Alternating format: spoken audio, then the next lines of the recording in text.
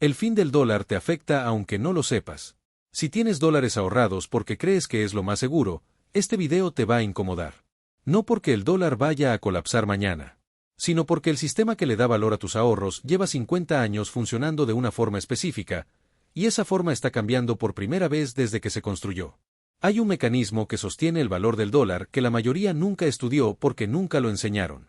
Y en este momento ese mecanismo está bajo la mayor presión que ha vivido desde 1975. Entenderlo no significa que tengas que vender tus dólares mañana. Significa que por primera vez vas a tomar decisiones financieras sabiendo que está pasando en el tablero real, no solo en los titulares. Hay 3 preguntas que casi nadie en Latinoamérica puede responder con claridad, aunque las respuestas afectan directamente el valor de sus ahorros. ¿Por qué cuando hay un conflicto en el Medio Oriente sube el precio de la gasolina en tu ciudad? ¿Por qué el dólar vale lo que vale aunque Estados Unidos lleve décadas gastando más de lo que produce? Y como el país más endeudado del mundo sigue siendo el que emite la moneda que todos quieren tener. Eso no es ignorancia. Es que nadie te explicó el acuerdo secreto que lo hace posible. El acuerdo que se firmó en 1975 entre Estados Unidos y Arabia Saudita y que cambió la economía global de forma tan profunda que todavía hoy lo estás viviendo cada vez que pones gasolina o guardas un billete verde.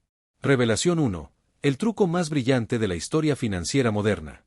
En 1973, los países de Oriente Medio cortaron el suministro de petróleo a Estados Unidos en protesta por el apoyo norteamericano en un conflicto regional. El precio del barril pasó de $3 a 10 en cuestión de meses. Las gasolineras en todo el mundo occidental tuvieron filas de kilómetros. El sistema económico global se tambaleó. Nixon necesitaba una solución permanente, no temporal. La encontró en 1975 con un acuerdo secreto entre Estados Unidos y Arabia Saudita.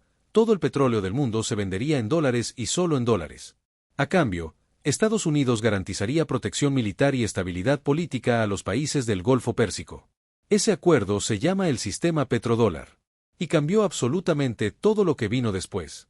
Porque si el petróleo solo se puede comprar en dólares, entonces cualquier país del mundo que necesite energía, que es todo sin excepción, primero tiene que conseguir dólares.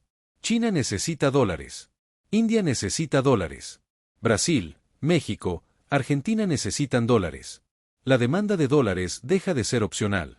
Se vuelve artificial, constante y estructural. No porque el mundo quiera dólares, sino porque el mundo necesita petróleo. Y eso le dio a Estados Unidos un poder que ningún país en la historia había tenido, la capacidad de imprimir su moneda sin que pierda valor como normalmente ocurre, de endeudarse en cantidades astronómicas sin sufrir las consecuencias normales del endeudamiento excesivo, de gastar más de lo que produce año tras año durante décadas sin que el sistema colapse. Desde 1976, Estados Unidos ha tenido déficit comercial cada año sin excepción. En 2025, ese déficit fue de casi $900.000 millones. La deuda acumulada ronda los 39 billones. Solo los intereses de esa deuda cuestan más de $1 billón al año. Más que el gasto militar completo. Más que la salud pública. En cualquier otro país del mundo, esa situación hubiera generado una crisis monetaria catastrófica. En Estados Unidos no ocurre porque el mundo sigue necesitando dólares para comprar petróleo. Hasta ahora. Revelación 2. El trato se está rompiendo. El acuerdo de 1975 tenía una condición implícita que nunca se escribió en ningún papel pero que todos entendían: Estados Unidos protege a los países del Golfo.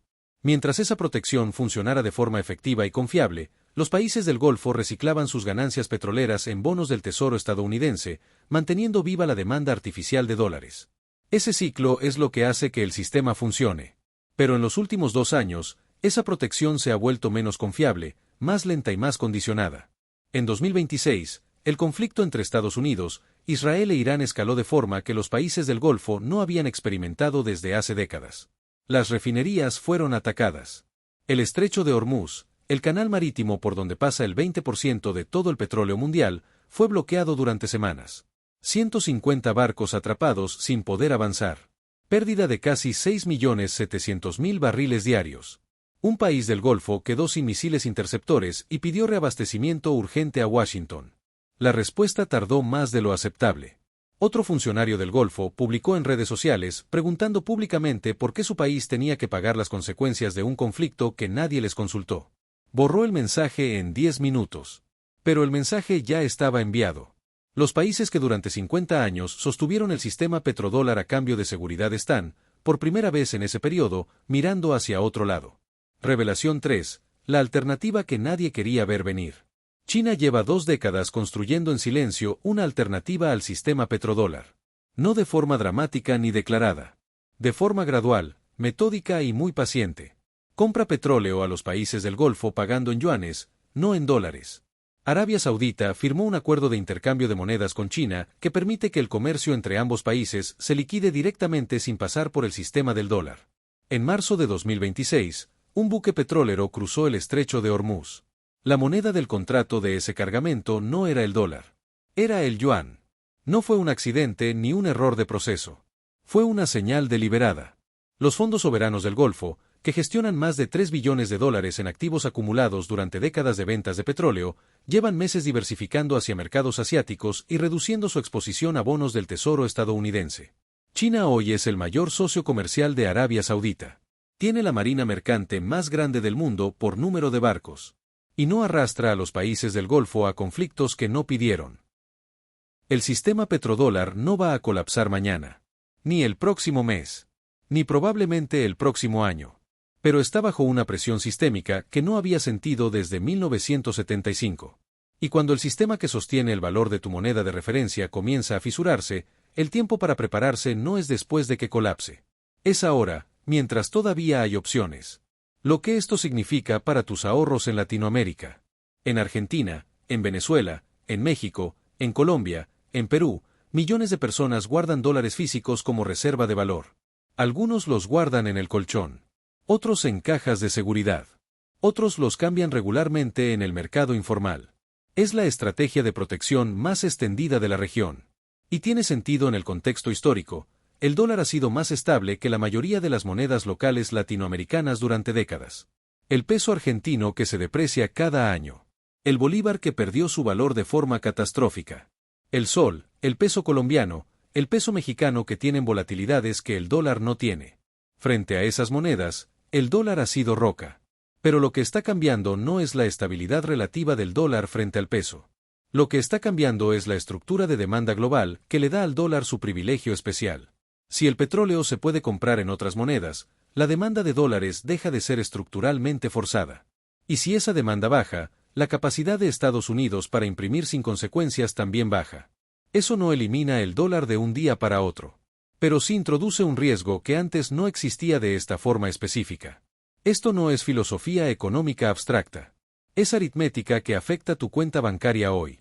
Venezuela es el caso más extremo y el más instructivo. En 2014, el bolívar era una moneda funcional con la que los venezolanos hacían su vida diaria. En 2018, había perdido el 99.9% de su valor en 4 años. Los venezolanos que en 2014 diversificaron hacia dólares físicos, oro y activos productivos sobrevivieron económicamente. Los que se quedaron con bolívares bajo la lógica de que era la moneda de su país y siempre había funcionado así perdieron todo. No en un colapso dramático de un solo día.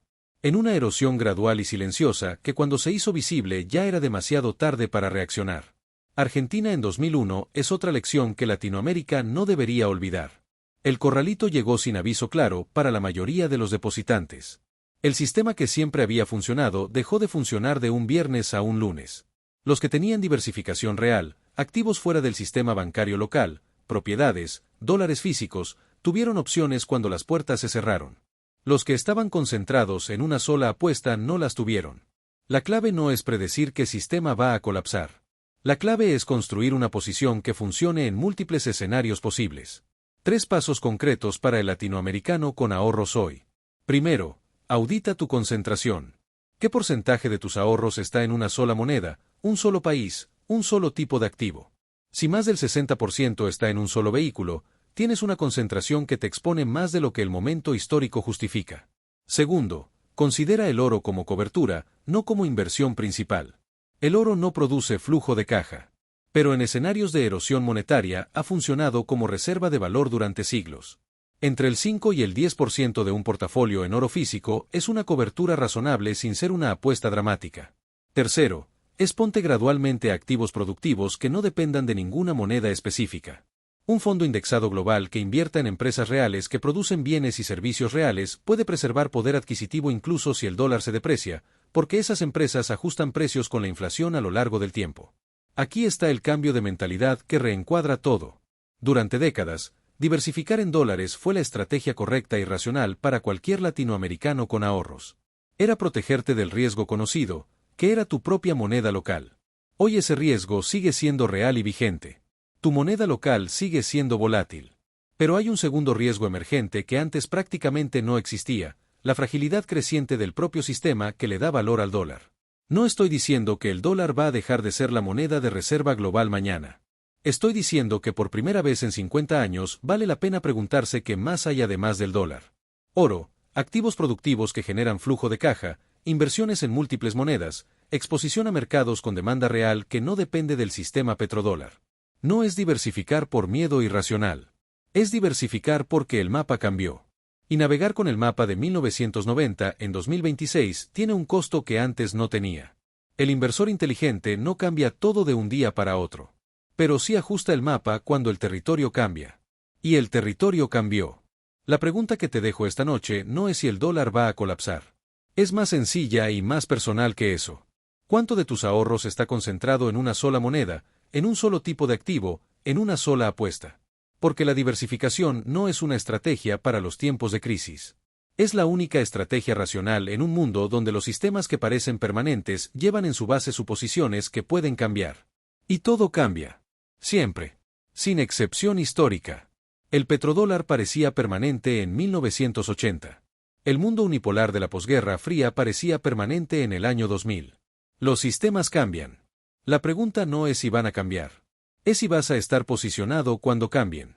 Dime en los comentarios, ¿tienes tus ahorros en dólares, en tu moneda local, en activos físicos o en una mezcla? Quiero saber cuál es la estrategia real de las personas que están viendo esto.